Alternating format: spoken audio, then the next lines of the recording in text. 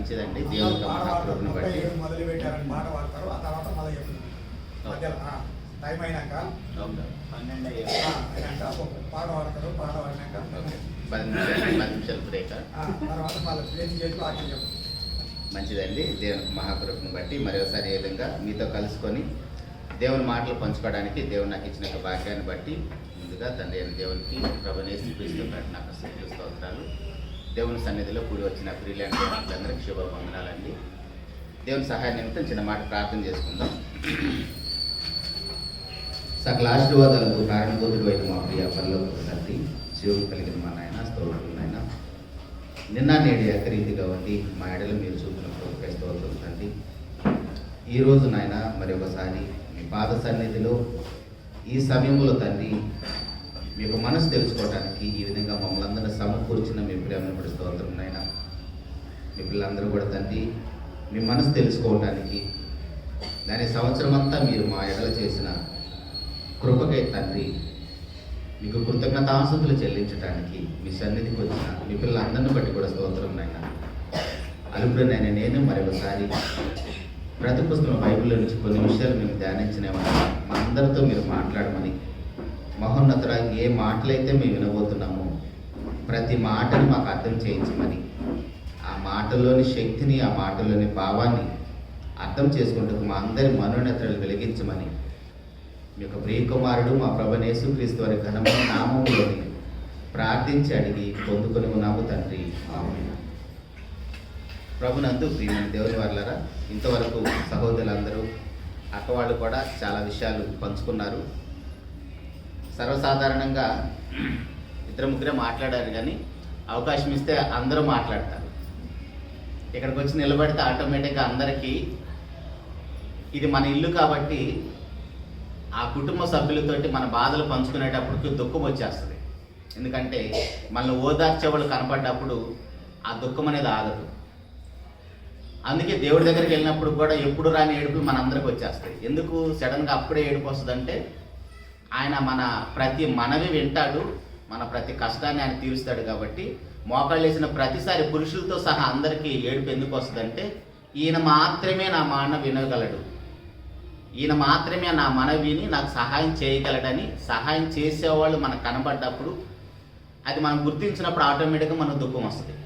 అది మంచి దుఃఖమే కాదంటలేదు, కానీ ఇప్పటి వరకు మనం విన్న సాక్ష్యాలన్నింటిలో కూడా సర్వసాధారణంగా ఎక్కువ మనం శరీర సంబంధమైన వాటి గురించే మాట్లాడుకుంటాం. ఎందుకంటే వాటిని మనం ఫేస్ చేశాం కాబట్టి. లాస్ట్ టైం నేను క్రిస్మస్ రోజు మాట్లాడినప్పుడు మీ అందరికీ గుర్తే ఉంటుంది.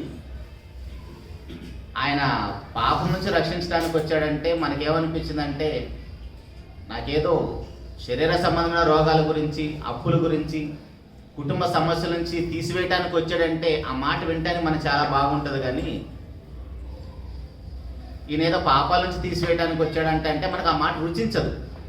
ఎందుకంటే ఆ పాపం యొక్క తీవ్రత, ఆ పాపం వల్ల వచ్చే సమస్య, దానివల్ల వచ్చే ఎంత ప్రమాదం మనకు తెలియదు. అది ఎవరికి తెలుసు అంటే కేవలం ఇశ్రాయేల్ జనాంగానికి మాత్రమే తెలుసు. కాబట్టి ప్రియ దేవుని సంగమా, నేను నెక్స్ట్ వెళ్తాను. 5 నిమిషాలు ఉంది కాబట్టి నేను లాస్ట్ టైం విన్నదాన్ని జ్ఞాపకం చేస్తున్నాను. ఎక్కువసేపు కూడా చెప్పను. ఆసక్తితో ఉన్నారు కాబట్టి దేవుణ్ణి కృతజ్ఞతాస్తుతులు చెల్లించడానికి. సో అన్యజనులుగా మనము ఎప్పుడు కూడా దేవుడు మనకి ఏమేమి మేలు చేశాడో మీరు ఇందాక మొదటి ప్రసంగంలో విన్నారు. ఆయన యొక్క రాజ్యం, ఆయన యొక్క నీతిని వెతికినప్పుడు ఆ మత్తయి సువార్త 6వ అధ్యాయం పై వచనాలు ఏముంటుందంటే మీకు ఏం కావాలో మీ పరలోకపు తండ్రికి మీరు అడగక ముందే తెలుసు. ఇందాక సహోదరులు మాట్లాడుతూ కూడా నాకు ఎన్ని ఇబ్బందులు, ఎన్ని కష్టాలున్నా తెలియకుండా నా భార్య ద్వారా, దేవుని ద్వారా నా అవసరాలు ఒకదాని తర్వాత తీరుస్తూ వస్తున్నాడు. మనం అడిగామా? మనం అడగకపోయినా సరే ఆయన తెలుసు. మనము పేరెంట్స్గా ఉన్నాం కదా, మన పిల్లలు అన్నీ అడిగితేనే ఇస్తాం, మనం అడగకపోయినా ఇస్తాం. ఎందుకు? పేరెంట్గా మన బాధ్యత అది. కానీ ఇలాంటి పేరెంట్స్ గురించి మత్తయి సువార్త 7వ అధ్యాయంలో ప్రభువారు అన్నమాట మనకు తెలుసు కదా. చెడ్డవారైన మీరే మంచి ఈవులను ఇస్తున్నారు. మీరు ఆల్రెడీ చెడ్డవారు.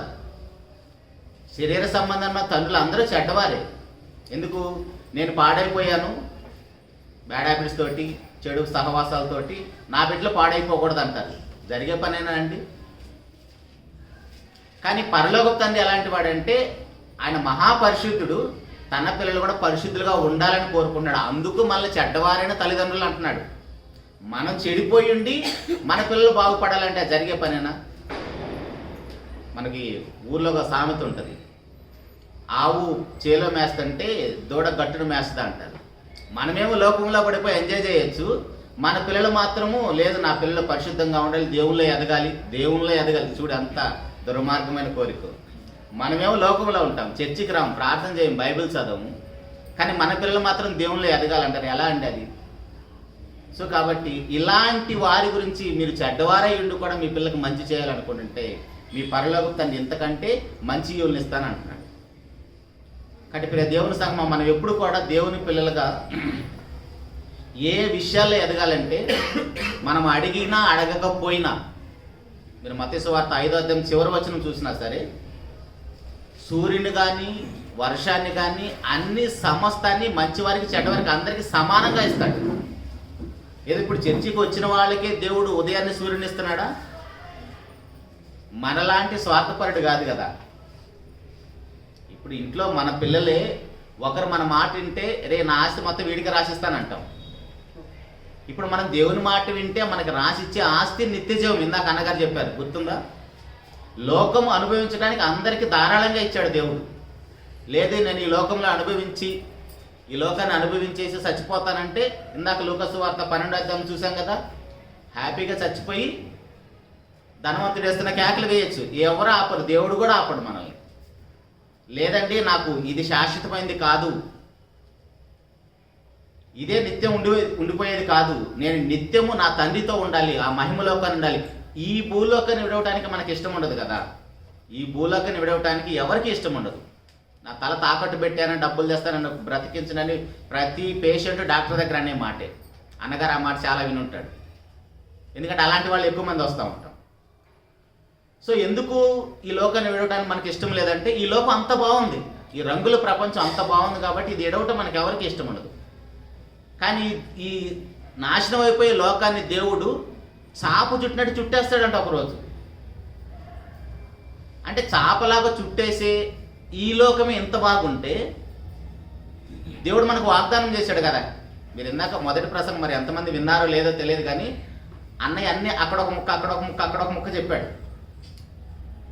మీరు ఆ పాట ఏదో పాడిన తర్వాత అవన్నీ కలిపి తొందరగా ముగిస్తాను నేను.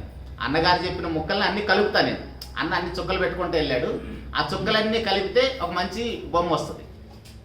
మరి ఆ చుక్కలు ఎంతమంది కలిపారో లేదో తెలియదు, కానీ మీరు పాట పాడిన తర్వాత నేను అది కలుపుతాను. కాబట్టి దేవుని పిల్లలుగా మనం ఎప్పుడు కూడా ఆ నిత్య జీవం గురించి ఆలోచించాలి. లేదు నేను ఈ లోకాన్ని ఎంజాయ్ చేద్దామంటే దేవుడు కూడా మనల్ని ఆపడు. లూకా సువార్త 15వ అధ్యాయంలో తన తండ్రి దగ్గర తనకు రావాల్సిన ఆస్తి మొత్తాన్ని చిన్న కుమారుడు తీసుకొని వెళ్ళిపోయాడు. తండ్రి ఏమన్నా ఆపాడండి? అడ్డు చెప్పాడా? సో పరలోకపు తండ్రి కూడా అంతే, సమస్తాన్ని మనకి ఇస్తాడు. ఇప్పుడు అక్కడ తప్పిపోయిన కుమారుడు ఎవరండి? పెద్దవాడు ఉన్నాడు, చిన్నవాడు ఉన్నాడు. చిన్నవాడేమో ఆస్తి తీసుకొని వెళ్ళిపోయాడు, పెద్దవాడేమో తండ్రి దగ్గర ఉన్నాడు. ఇప్పుడు వాళ్ళిద్దరిలో తప్పిపోయిన కుమారుడు ఎవరు? పెద్దోడు, అక్క పెద్దోడు. ఇంకా కొంచెం చెప్పండి అండి, అక్క ఒక్కతే చెబుతుంది. ఇద్దరు కుమారులు ఉన్నారు కదా, చిన్నవాడు. ఓకే, అంటే అక్క కొంచెం బైబిల్ నాలెడ్జ్ ఉంది కాబట్టి మొహమాటం లేకుండా చెప్తున్నాను. అక్క కొంచెం బైబిల్ నాలెడ్జ్ ఉంది కాబట్టి తప్పిపోయింది పెద్దవాడండి. మనకేమనిపిస్తుంది అంటే